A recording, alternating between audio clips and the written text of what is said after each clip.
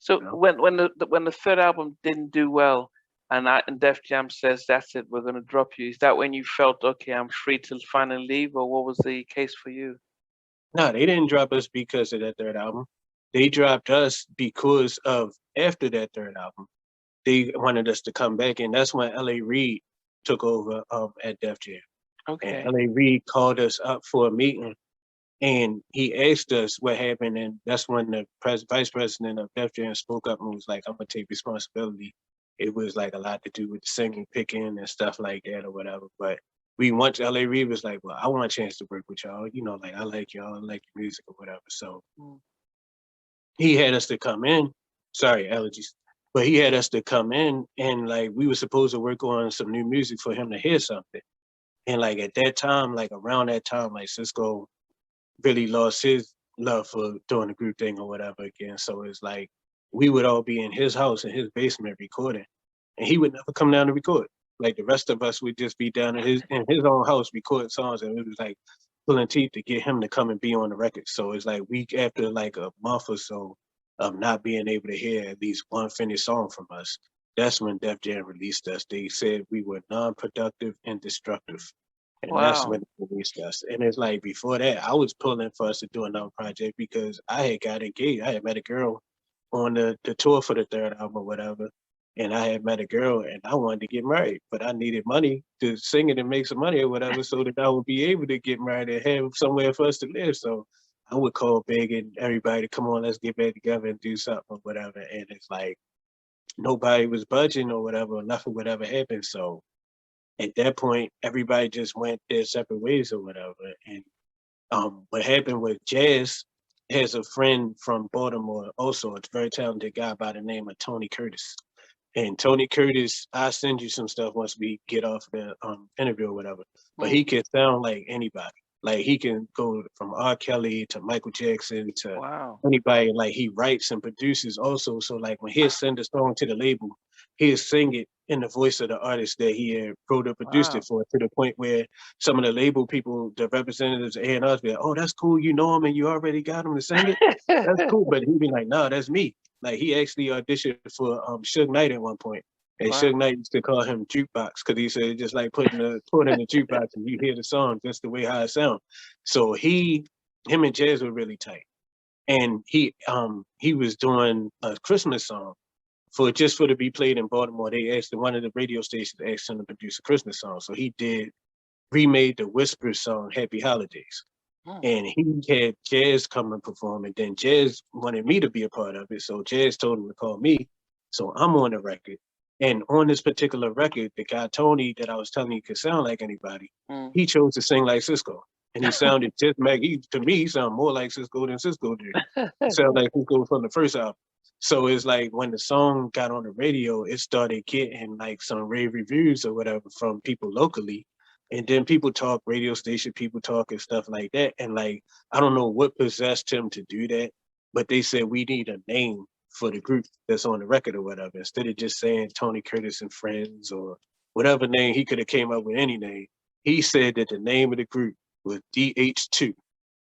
So with that being said, people thinking like how Blackstreet now have Oh yeah, BS2 yeah. or whatever, BS people BK. thinking, right, people thinking that we trying to recreate Dru Hill because after all, he got two of the members in Two of there. the And members, then he yes. got somebody on the record that sound just like one of the other members and who, Yeah. like some to the untrained ear or somebody that don't know, they might have thought that was him. So it's like at that point, Nokio is like in New Jersey or wherever he was living, like what in the world is going on? Like how they do the group without me or whatever. So he did a whole conference call and got me and Sisqó on the phone, and he was like, if I move back to Baltimore, would y'all want to start working on some more music for the group?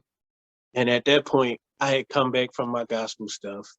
And, like I saw the way to my mind, the gospel industry, like I told you, my mom was there before and she tried to warn me. Gospel Mm. industry is just as bad, if not worse, than the secular music industry, because at least with the secular music people, they tell you in their songs how they are. I'm a Yeah. stick up guy. I like to do drugs. I'm a freak. this, that, and the third, but they tell you that. And then sometimes them people don't even be like that. They be the nicest people you ever want to meet, the R&B and hip hop people, but the gospel people will sit there and cry and call upon the Lord and fall in the floor and stuff. But in the hotel, when you get back to the hotel, you got rooms with people doing everything but what they be talking about in the music. So it's like all that caught me by surprise. And I'm like, if I'm going to be around people doing these same things, I might as well go back with the ones that's authentically singing and doing it. And you know what I'm saying? So I was pretty much over the whole gospel experience, and I wasn't really pumped about doing R&B, but I'm like, it's an opportunity to make some money or something at this point, because at that point, the engagement already hadn't worked out. So I'm like, man, pump it, whatever. Let's just go do whatever. So we started working on some more music, but like I said, like Beyonce's dad, Mr. Matthew knows, and wanted to meet with us. Like Sisqó didn't show up to that. It was just me, Jazz, Scola, and Nokio that showed up to that meeting or whatever. He basically wasn't fooling with us too tough at that point. And so once then after a while he got on board, but at that point I was pretty much over it, because I was just over everything just not happening. Then funny, creepy stuff used to happen in the studio. Like everybody would record their vocals. And when it come time for me to record my vocals, the microphone and stuff would just break. Every time I stepped in the booth, like I would sing. And at that point, early in the game, like I used to come in and I wasn't really used to the studio. So I come in and mess up and had to do my stuff over and over. But at that point, I was pretty much to the point where I pretty much knew what I was doing and where I could just walk in and do my stuff and be good. So I was, and then it'd just be quiet in the room. And I'm like, dang, was it that bad that nobody could tell me nothing? So then the engineer finally come and be like, yo, come in, and be like, no, it's the mic, it's not you, it's the microphone. It just stopped. Like every time I would go to sing, and just crazy stuff like that used to happen. And I would have like nightmares and stuff of going up to New York and going into labels and just start wake up out of my sleep swinging and ready to fight and stuff for whatever reason. And I was just like not feeling it. But were you guys was it yourself, Jazz, Nokio, was Scola was still there? Scola, yeah, at that point he was there for a part of it, and then after a point, like the decision was made to be the original for again. So yeah, he wasn't there at that time though. But then did you? But when they come up with to do Dru Dependence, or did you start recording on that? Yeah, this the time this around the same time. Yeah, this right where we at. Yeah, so like what ended up happening, it was Super Bowl Sunday. Like I was just real conflicted about it. And Super Bowl Sunday, I saw a commercial for a company called careerbuilder.com. I'll never forget it. And it was like this lady was sitting at her desk at work, and she wanted to quit her job, and she just sitting there like thinking about it and how she was going to do it. And her heart jumped out of her chest and took the blood that was dripping from when it jumped out of her chest and wrote with his finger, "I quit." And then the heart walked it into her boss's office. And when I saw that, I was like, that's what I gotta do. So I sent out a mass email to everybody in the group that following morning, Monday morning. And I told everybody that I wasn't gonna be participating in the next project. So I got back, everybody responded back like, oh, you know, if that's what you decided or whatever, we support you, and just don't leave us, don't leave our lives just because we're not making music together. I actually got a job being a stylist for the group. Like I was dressing them for a while. Like I was picking out their clothes and stuff. Because I was doing that for Sisqó before we started singing back together again. Like for his overseas shows and stuff, I was dressing him and his dancers. So I was dressing the group and stuff. So I was still involved. And then they actually did a radio interview, because once they finished the project, like once Teo came in and got put into the place or whatever like that, because he was actually Jazz's artist. And so they did the whole audition or whatever with him singing up against other Baltimore talent or whatever, and picked him to be the fourth member. So they what was I going to say? Oh no, I ended up just doing their clothes and stuff like that. I was still around, but then they wanted to do an interview on the radio. First thing, they was trying to get a reality show. And second of all, they wanted to explain to everybody why I wasn't going to be at the upcoming shows and stuff like that. So they basically staged the whole thing where as though I quit the group on the air or whatever. Because I already said, we basically want you to say to everybody what you said to us in the email. So when I did it, like when I showed up at the station, Nokio was like, yo, don't, I'm gonna make pretend like I'm gonna hit you. Please don't hit me for real or whatever like that. Then it was just a whole, basically like I looked at it like WWE. you know, Yeah, but I think I so did see that. Yeah, yeah, I saw this it on went YouTube. like semi-viral on YouTube or whatever. And Yeah, that I was did the whole see. thing. And they did get the reality show they wanted. They ended up getting a show called The Platinum House with Keith Sweat on one of them channels, BT Centric, when they had Centric before it turned into, I think, BT Soul or whatever. So yeah, that was all of that. So, but I mean, so now that you've been out of the group for almost 10 years now, I would say, how has life changed for you since then? And lovely. I always wanted to, like, even if you ask them and they honest with you, I used to tell management and the group members, I was like, please don't have me home for more than a week without shows, because it's a Rite Aid right in the shopping center right down the street from where I live, and I will have a job. And next time y'all call me and tell me we got shows, I'm like, look, I'm on schedule for that day, so I won't be there. Like, I always just wanted to live a regular life where as though I went to work and I came home and I lived in a set place, you know, instead of living out of a suitcase and stuff like that. So it's Mm, like basically for the first 3 years, I didn't work. I left the group in 2008. And so well, officially, that's when the whole video and all that stuff took place. So from then, I didn't work for 3 years. I started working in 2011. So this year makes 10 years anniversary that I've been actually just working a 9 to 5 and just living a quote unquote normal life. And that's wow. what I felt like I knew I wanted from the time that I was in the group. So I'm pretty much doing what I wanted to do. You know? Do you miss singing? Because if we go back to you started this thing telling us about singing in church and it was a Mhm. regular thing. Do you get that opportunity to perform in any Now, capacity? now with everything that's been going on in the world, you know, like I don't really, but before all that started, I used to get my fix at karaoke. I used to be in karaoke pretty much every week, and I used to have so much fun because it's like people would say, "Oh, it's not fair. You're a professional singer," or whatever like that. But what people don't know, I think it was Samora, the comedian, that was like in Baltimore. Even y'all junkies know how to sing, so it's like, yeah, I might have got a deal, but there's other people there that can sing just as good as me or as anybody else that you might think of to have a record deal or whatever out of here that did make it.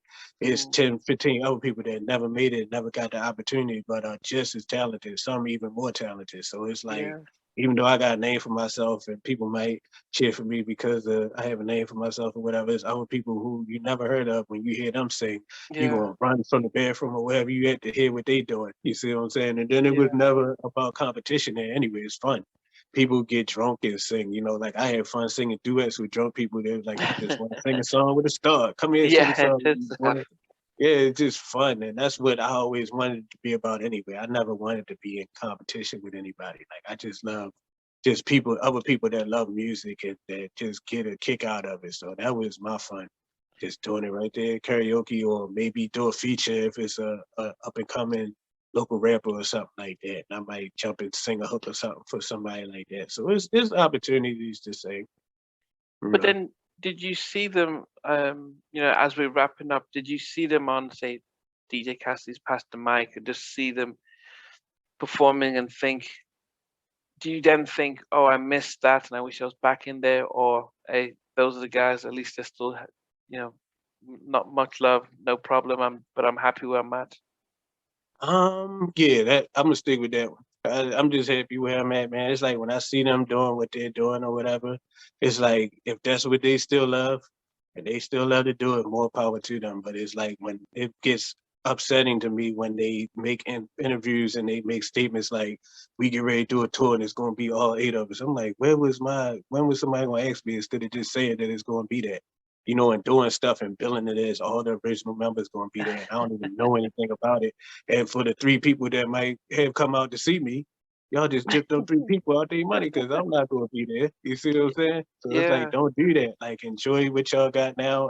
The lineup they got now, they got some great singers like Smokey and Black are from one of my favorite groups of the '90s. Rest in peace to Static Major, Oh, Player. from Player. Oh, Yeah, so it's like I love to hear them as singers. You see what I'm saying? So it's like I would listen to them. You see what I'm saying? But it's like yeah, I have no desire, and I got video of me singing with them. That's us 3 singing together that I will cherish. You know, until I don't yeah. have it anymore. But as far as like singing with the group, with the other 2 members of the group, I have no desire to sing or be in the same room with those 2 guys or the management. So Wow. Don't do that. Don't tell people that. Put no false hope in their ears. You know. Yeah.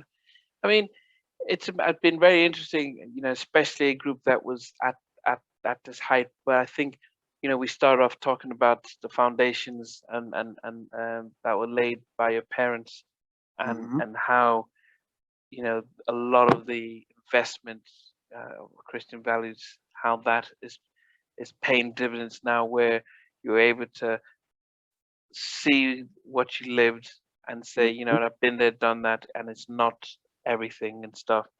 Um, Exactly.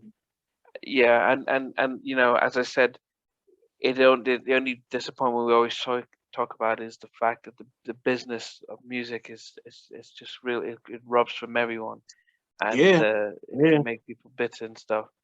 Yeah. Um, yeah, but it's at least and I hope we always do at these interviews is one to educate the fans, but two to also give people who might be considering a career in music an opportunity to understand that look, you need to know the paperwork, or they'll take advantage Every and stuff. time. Yeah, Every time. And it could turn good friends or associates into people, into strangers, for real, if yeah, you're not careful. Just be mindful of your spirit, be mindful of the business and all of that stuff. There's so many factors that people don't look at and don't factor into it. They just think I have a gift and I just want to share it with the world, but you got to know the other side of it too. yeah. Thanks for watching. Please remember to subscribe to the channel, but most importantly, to press the notification bell so that you can be notified when we do have a new interview. Loads to come, but thanks a lot for watching.